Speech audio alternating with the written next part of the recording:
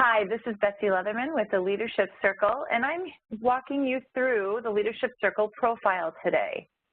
The idea is this: between the videos you've watched and this, you should be all set for your debrief with your coach. Now, your coach will also walk you through this information again, but it's helpful for you to hear it in advance. So, the first thing that we want you to be aware of is really what the Leadership Circle is. It is indeed a model for leadership. It also provides a framework for development, and you're probably most familiar with it as an assessment suite. As an assessment suite, you've probably done the Leadership Circle Profile 360, where both you and your peers have rated you. Perhaps you've done the Leadership Circle Cultural Survey. That's where you look at the culture of the organization, the leadership culture. But you may or may not know that it also is a framework for development overall. You and your coach will be talking a little through that when you have your debrief. So let's go into understanding the structure of the Leadership Circle profile. The most primary way that we look at the results are under the creative competencies and the reactive styles, or reactive tendencies, as your coach may call them. The creative competencies are those items that are most associated with leadership effectiveness, and the reactive styles or reactive tendencies are the ways in which we show up as a leader, move to reacting to circumstances versus being conscious and thinking through them. So the first breakdown we look at is the creative competencies versus the reactive tendencies. Next, we look at people versus tasks. Both sides of the circle are inherently connected to one of those. So on the left-hand side, you have people orientation, and on the right-hand side, you have task orientation. When you break those into the various quadrants, they are people creative and task creative, people reactive and task reactive. That's how the structure of the circle breaks down in total.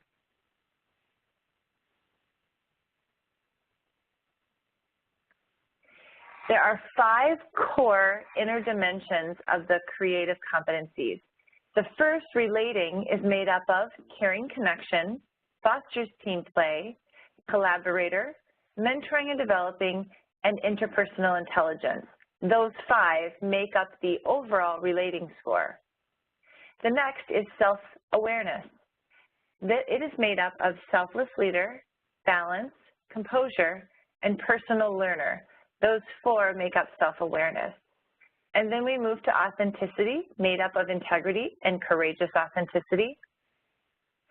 Systems awareness, which is made up of community concern, sustainable productivity, and systems thinker. And finally, achieving, which is made up of strategic focus, purposeful and visionary, achieve results, and decisiveness.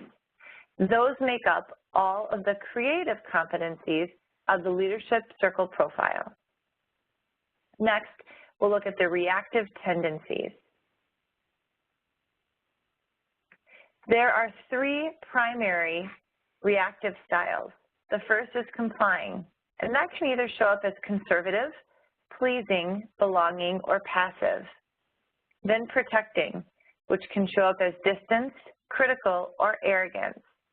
And finally, controlling, which can show up as being autocratic, ambition, driven, or perfect. Those 3 inner circle dimensions, along with their respective outer circle dimensions, make up the reactive styles or reactive tendencies.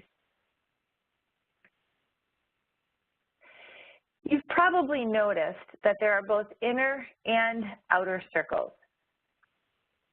When we put the 2 together, they look like this. The inner circle dimensions are made up of the outer circle dimensions. And when you receive your profile results, you'll see a gray bar, that's your self-score, as well as green fans. The fans that you see in green here are what other raters said of you compared to our database. The database we have is 65,000 leaders. They are globally represented and about half and half male and female. We can do customized results by industry, by country, and by various other aspects, for the most part, when you get this report, if it hasn't been looked at in a custom fashion, it is your score, the number, compared to the database, and then you're given a percentile ranking. Let me tell you a little bit about how the percentile scalings work. The idea is this: when you get a score for a particular area, let's say in this case authenticity, you wouldn't really know what a score of 1 to 5 means. So if you got a 3, you would know what it means 1 to 5, but you wouldn't necessarily know what it means compared to other leaders. Because of this, we share percentiles. So let me give you an example. Let's say a raw score was 4.05. That's the average of all the scores in the database from that rater group: boss, peer, direct report, and other. So with all of those scores taken into consideration, someone's raw score is 4.05. But when we compare that to the database, the score is average. So on a scale from 1 to 5, 4 seems kind of high, but in the database, it's right in the middle. And what that percentile means is that half of the people in the database scored higher than you on that particular dimension, and half scored lower on that particular dimension. If you ever get confused about percentiles, the best thing to do is think about when someone has a baby. You hear about the size of the baby, and if you were to hear 9 pounds 11 ounces, you might think, wow, that's a big baby. You're thinking that because you're able to think about all of the weights of babies that you've encountered before, and you would know that's on the high side. In fact, that's about the 99th percentile. If you didn't have that percentile information, it would be harder. So in this case, we don't really know the scores of everybody around us, so we give you that information in comparison to the database. When you get your results, you'll see your scale results on 5 points. So you'll see your self-evaluation, your evaluator's score, your boss's boss if they participated, your boss, peers, direct reports, and others. As long as you have more than 3 in the categories of peers, directs, and others, you'll get breakout reports. In the case of this one that we're looking at, the person only has 1 direct report, so we won't share those scores. But they have 1 boss, and we will share boss's scores.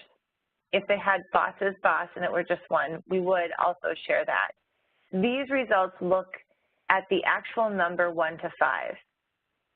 In addition to that, you get the comparison of the norm group. So you'll see the percentile of self, of total evaluators, or breakdown as is appropriate.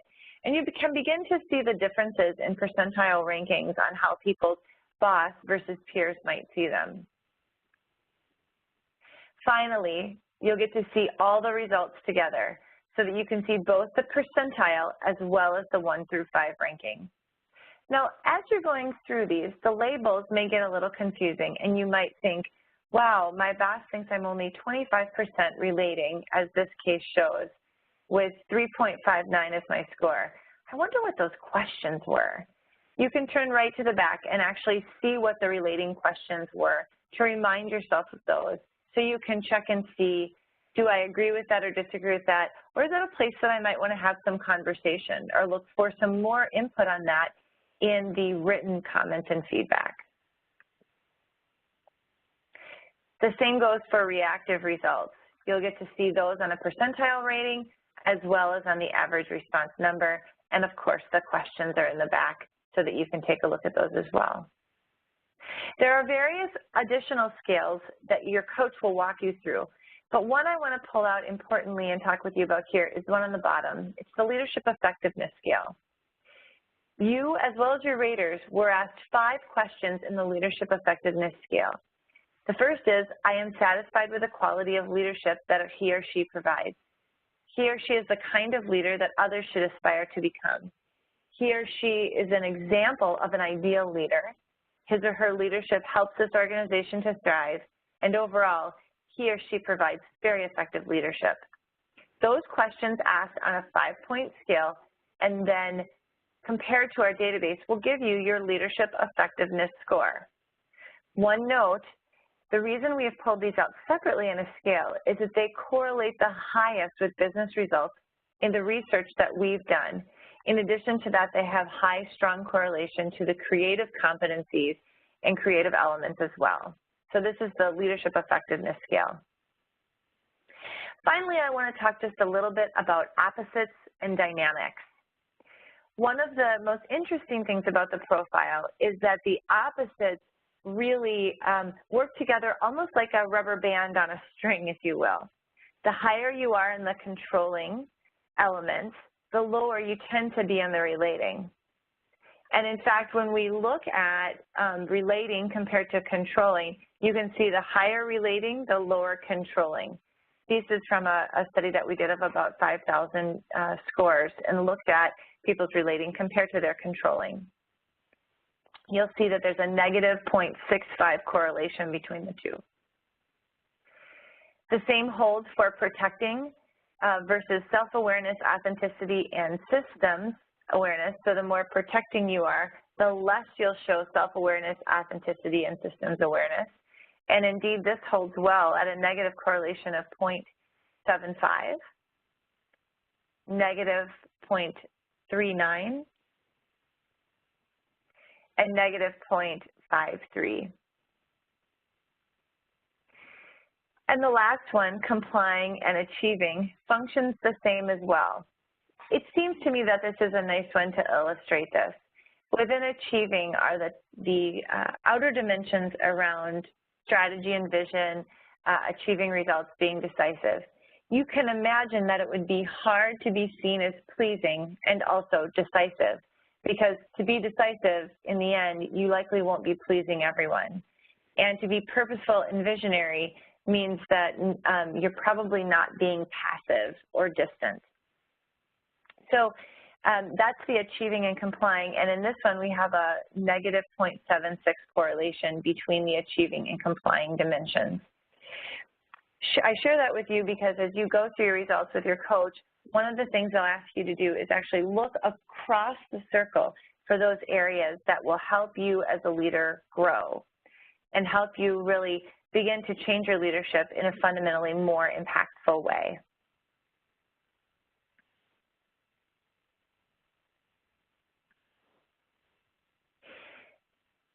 So after all of that, I bet you're really excited to get your debrief.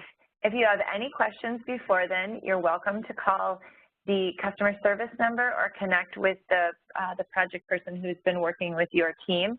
And we hope you enjoy your experience and look forward to supporting you in the understanding of your leadership circle profile.